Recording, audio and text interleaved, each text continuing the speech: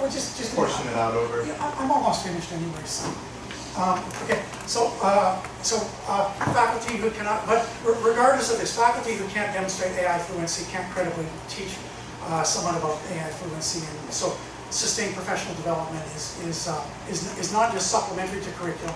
It's a prerequisite for the kind of model that I'm talking about. How you implement this professional change. I mean, I have suggestions for it, but it's. Yeah, is this just a time-related thing where, the new teachers that we hire need to have this curriculum? It's similar to just putting something in place to say, we'll implement this, we'll enforce it over years. So you old teachers or any teacher that doesn't want to do it, we'll just wait for you to retire or assign you classes that, that's the traditional way of handling it, right? Yeah. That doesn't seem to be. But wouldn't there be a possible way to set up like web seminars to get the old folks up to speed so they're not so technologically incompetent? Well, some of them don't want to. They've been teaching classes the same way for 20 or 25 years, and as long as they're honest about that, I don't see that institutionally as a problem, because students can reflect honestly on their classroom policies. But what you get in, what you see in some schools, I'm going to say even our school, is teachers feel pressured to have some kind of statements about including AI in their class syllabus when it's not really a part of their class. Actually, our department is under great pressure directly from the president to show how we are integrating AI to all our classes. See, the department is. I hope I can talk to Dr. Lee President Lee about this. I mean, my answer to that would be, as a department, sure, you can have a policy, but the policy has to reflect the individual teachers, and you're just not realistically going to be forcing people, unless you're going to adopt AI communism and force everybody to work in workers' communism. But you do need faculty training, and there are faculty who can, like Shervin, who wasn't always supportive of AI education, who become interested in doing it. There are lots of faculty who do this. I mean, I don't necessarily think that the faculty staff have to implement it themselves. They're not, if they're really anti it, but they have to be aware of what it looks like so they can see it in the students' work, because that is the issue that I'm having with the staff I talk to, is that they're not even aware enough. So when they're grading, they're like, no, this person didn't, because they didn't put an S here, and I'm like, you've taught them typical mistakes, they've put it in, they've edited it to reflect them. They've not actually created everything, and they're just unaware. Yeah, no, I talk a lot with anti-AI teachers at this school, and some of them I talk to in Messenger, and I'm constantly being accused of, you generated that answer. No, I didn't. They can't tell. And the ones who insisted they can are the worst ones. Yeah. So yeah. But even just so in terms of informational ability, you have to have this kind of education, but you have to have a systematic way of doing this. And as Nick's getting at, there is no, even in schools that, like our school, that seems to want to adopt extensive AI education, we don't have a format available to provide adequate feedback about what's working, what's not working.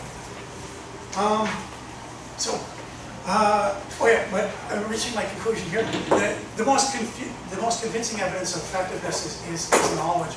And actually, what I meant to say here is that the more knowledge of understanding what AI tools can do, the more convincing it is. And what I meant to say is that the more powerful our instructional techniques are using AI, the more convincing it is. So when I was talking about making these posters, I think I like to view myself as a walking example of how effective AI education can be, because I taught myself from zero how to make these posters. So if we can produce the kind of methods that methods for instruction that skeptical teachers don't think are possible, that's the best advertising for a strong AI policy.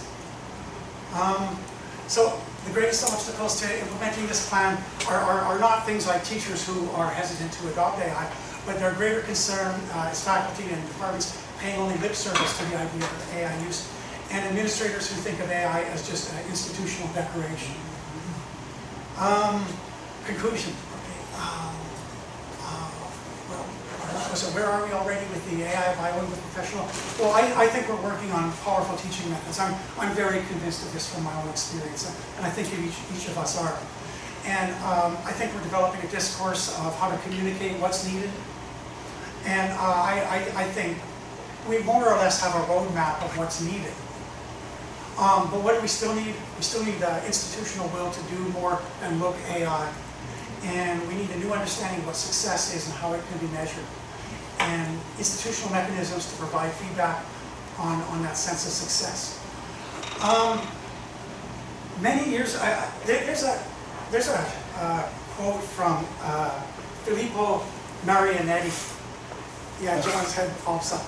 And I don't know if you know who he is, but there's a quote, and I always wanted to use this, but John used it first 3 years ago. And Filippo Marinetti, there's a great quote that he produced in a document called the Manifesto of the Futurists. And Filippo Marinetti went on to be one of the bad guys of history, because in 1919 he signed the Manifesto of Fascists and went on to be a supporter of, nominal supporter of Benito Mussolini.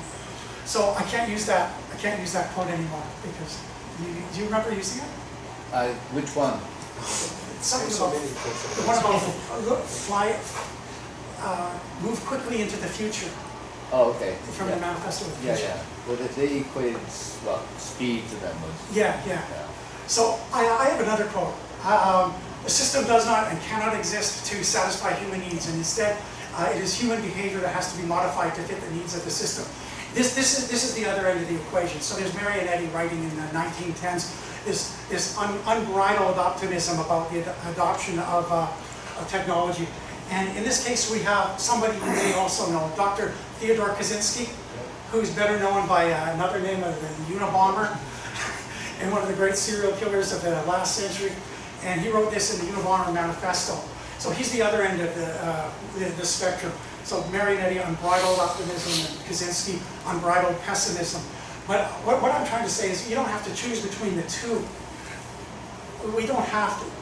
We can provide a different pathway, but we have to lead the integration, not be led by it. Okay?